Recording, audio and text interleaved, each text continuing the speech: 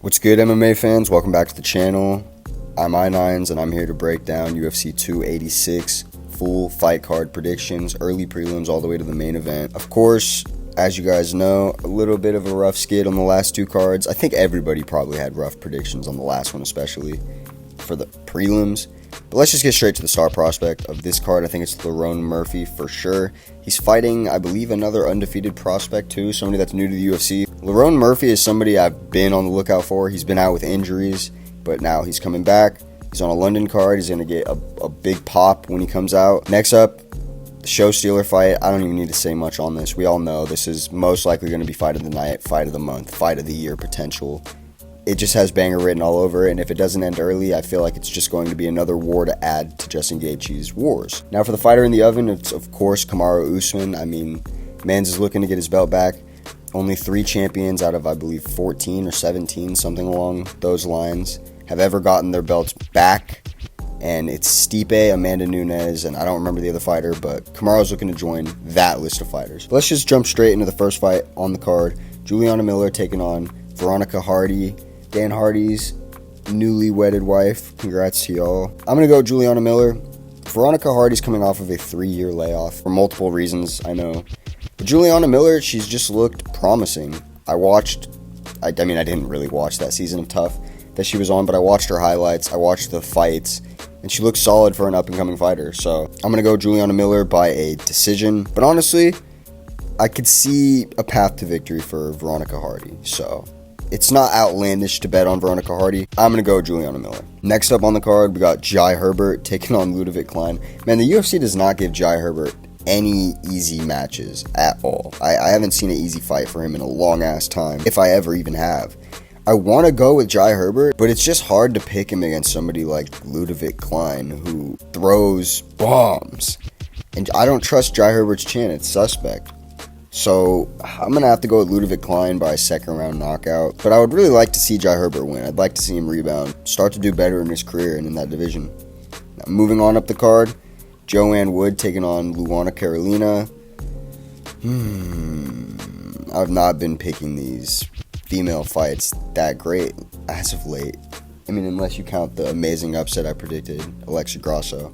But other than that, I haven't been doing too great as of late. I'm going to go with Luana Carolina by a submission, but it is dicey, man. Joanne Wood, she's fought some of the best. She's just a crafty vet in that division, so it's really hard to bet against people like that, but I'm gonna have to. I'm gonna go Luana Carolina by submission. Next up in the flyweight division, we got Jake Hadley taking on Malcom Gordon. Malcom Gordon's last fight was Muhammad Mokaev, I believe. Jake Hadley is a flyweight prospect that I'm pretty high on, especially because we're here in the UK, and I just feel like you get a map bonus if you're in the UK and you're from the UK. I'm gonna lean with Jake Hadley. I just feel like he'll be able to rise on the night. I have a feeling. But Malcom Gordon looked good in his fight with Muhammad Mokaev. He posed some problems. He kept up in the grappling department for the most part. I mean, he was still not leading the dance, getting dominated, but you know what I mean. But yeah, either way, I'm going to pick Jake Hadley. I'm going to go Jake Hadley by decision. Moving on up the card, Christian Leroy Duncan taking on Dusko Todorovic. I'm going to go Christian Leroy Duncan. This is another easy one for me. This is a guy that has a lot of hype, but I can't even get a fucking picture for the dude. When I went on the UFC website, it might be updated as of now, but like, I don't give a fuck. I'm not going back on that shit. Christian Leroy Duncan, though, he looks solid. Not much to say on him. The UFC is going to give the English fighters easier matchups, or winnable matchups, I should say. And that's just what's happening on this card. So for a lot of these fights, I don't really need to say much. I'm not going to waste your time. Moving on up the card to the prospect of the night, Lerone Murphy taking on Gabriel Santos. This is a dangerous fight for Lerone Murphy, but he's battle-tested, and Gabriel Santos is not battle-tested in the same way. I think Lerone Murphy's last fight was Makwan Amirkhani. I don't remember. I think it was. That's the last time I remember watching him fight before he got injured. And he had some issues in that fight dealing with Makwan, but eventually he landed a slick-ass knee and finished the fight. He's slick like that. He kind of reminds me of Leon Edwards in a lot of ways. That's what I've always been telling my homies since way back when we found out about Lerone. So I'm going to side with him. I'm going to side with Lerone Murphy. I think he can get it done with a TKO. early in the fight. Should be a banger though. Now up the card, Mokaev taking on Jafel Filho. This is going to be a good scrap too, but like, it's Mokaev taking on somebody who's never fought in the UFC, who's debuting. So regardless of how pretty Jafel's record is with only 2 losses, I'm picking Mokaev, the battle-tested fucking Dagestani, who is also from the UK. So like, you know, best of both worlds. He has all the support riding with him and momentum, and I'm gonna side with that. Now up the card, Sam Peterson taking on Yanal Ashmov. I'm sorry, bro. I'm sorry, Yanal. I'm not trying to butcher your name. When John Anik says it all pretty this weekend, then I'll know how to say it better for the fight recap. So if you win, I'm gonna say your name perfect. But I'm going I'm going with Sam Peterson. This is another easy one for the same reason. Matt bonus, fucking prospect from the UK. Solid record, solid fighter. The UFC wants to give him the push, so I'm going to pick Sam Peterson. I'm going to pick him by a finish. And then we got Chris Duncan taking on Omar Morales. We got another Chris Duncan. This one is just Christian Leroy Duncan, but shortened. Chris Duncan versus Omar Morales. And again, the tale of the night. This is a prospect from this region. I'm going with Chris Duncan. Omar Morales is solid, though. And he has fought in the UFC already a couple times. It's definitely not super easy to just pick against him, but I'm going to go with Chris Duncan. I don't know why. I trust these London fighters, these English fighters, especially with all the UFC London cards I've seen as of recent. Like, they show out. And on the last UFC London, I think the last one or the second to last one was one of the only cards of that year that I picked perfect. Like, up top to bottom, I got all my picks correct. I'm really hoping this one will be a night like that, and I'll have it on YouTube in my record book, because that would just be awesome. Moving on, Jack Shore taking on Makwan Amirkhani. This is the prelim headliner. Jack Shore's moving up to featherweight after his last loss to Ricky Simone, where he got bullied. Makwan is just on a slide, you know? He's on a slide, and I don't see him beating Jack Shore, who looked amazing in his fight with Timur Valiev. That was such a close fight, but Jack Shore's striking looked like it reached a whole new level. His jab was on point. His 1-2 was amazing. His hook is also really crisp. His kicks are nice. Obviously, his grappling is solid. And maybe featherweight is going to be good for him. I mean, I don't know for sure, because he was a decently sized bantamweight. He wasn't, like, small by any means, but he wasn't big. And he fought someone like Ricky Simone, who is a big bantamweight, and it definitely was a problem for him. But I don't know if that means every bantamweight was going to be. I think even Ricky Simone on other nights, if he just worked a better game plan, could have worked out for Jack Shore. So I don't know if a move to featherweight is the right decision, but who knows? We're going to see. I'm still going to ride with Jack Shore regardless. I'm going to go with him by a decision. I kind of want to pick a submission, but maybe Makwan will be able to not blow his wad between the first and second round and actually have some stamina for the third. I just have a feeling maybe he'll show out, because come on, dude, like, your career is on the fucking line at this point. You're on a skid. And I like Makwan, but he's just not been having great performances as of late. So I'm going with Jack Shore. And now we can move on up into the main card with the first fight, Roman Dolidze taking on Marvin Vettori. We got a ranked middleweight banger coming up. This is difficult to pick because Roman Dolidze has power in his hands. He throws with intent, and he's on a tear right now. He just fucking murdered Jack Hermanson with, I don't even remember, he like took his back with like a calf slicer, and then stayed on back mount and was just hammering shots away until the ref had to stop it. It looked like it was really painful for Jack Hermanson's leg, I'm not gonna lie, and his knee was probably fucking exploding. But you're fighting Marvin Vettori, who's fought Israel Adesanya and Robert Whittaker, the only two people he's like really lost to in this division, as if my memory is serving me correctly. But yeah, and he has a big ass head, and he has a chin. He has a really good chin, like 9 out of 10 type of chin, 10 out of 10 type of chin, taking head kicks from Izzy and Whittaker and not getting put down.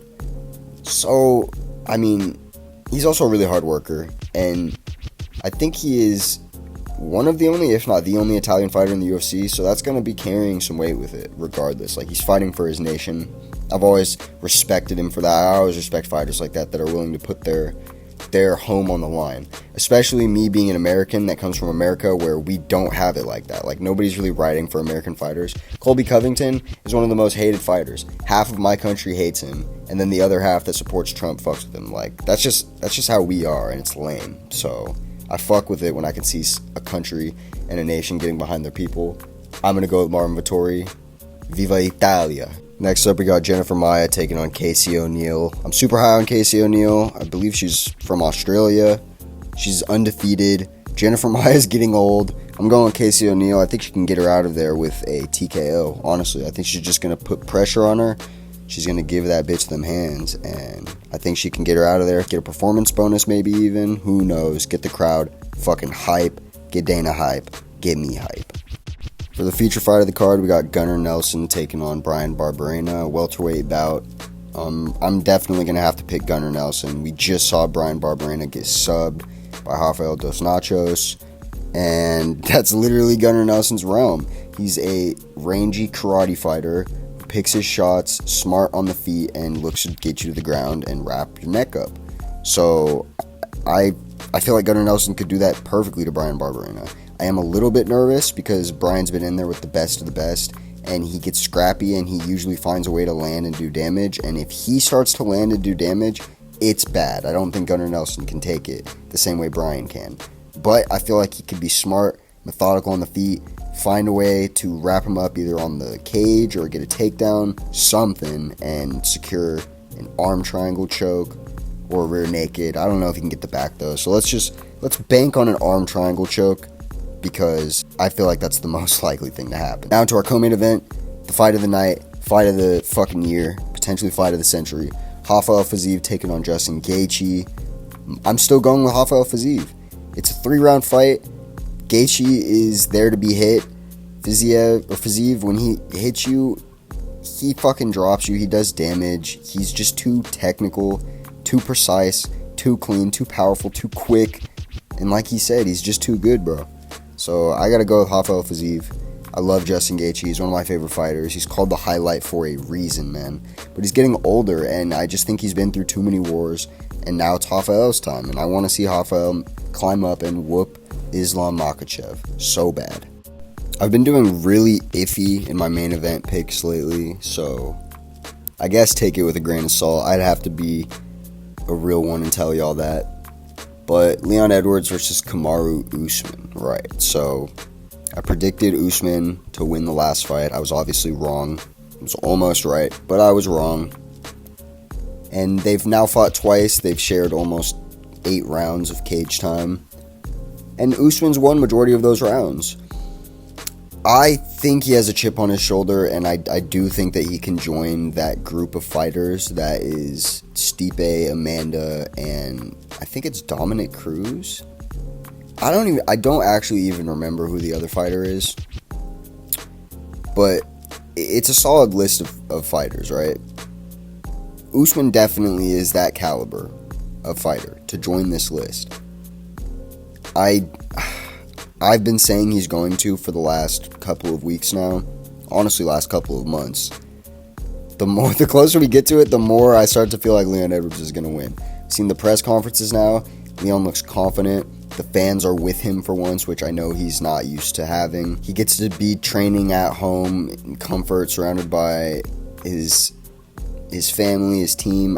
It's so difficult. I feel like this is really a pinnacle trilogy fight. Like, this is a solid trilogy fight. I feel like this is Leon's best chance that he's had out of any of these 3 fights. But I still favor Usman, and I still think Usman can get it done. I think he's going to lock up a submission. I think he's going to be pressing the wrestling. He's going to try to get him out of there relatively quickly. Just minimize the risk, get his belt back, get his championship status back. I don't even think he's going to stay at welterweight after. I think he's going to move up immediately and retire pretty soon after. And if he loses, he might retire on the spot. I hope it's a great fight, though. I'm anticipating it to be a great fight, just like all of you guys. If you guys fuck with my content lately, please give me a subscription. Please give me a like. It's free. It supports me way more than you can even understand. It gets me boosted on this algorithm. It gets my videos shown to other people. I've been putting the work in. So I just know you guys are going to You guys are going to start to stack up eventually. You guys are going to start to fuck with my videos more and more because I'm going to put that work in. I'll catch y'all.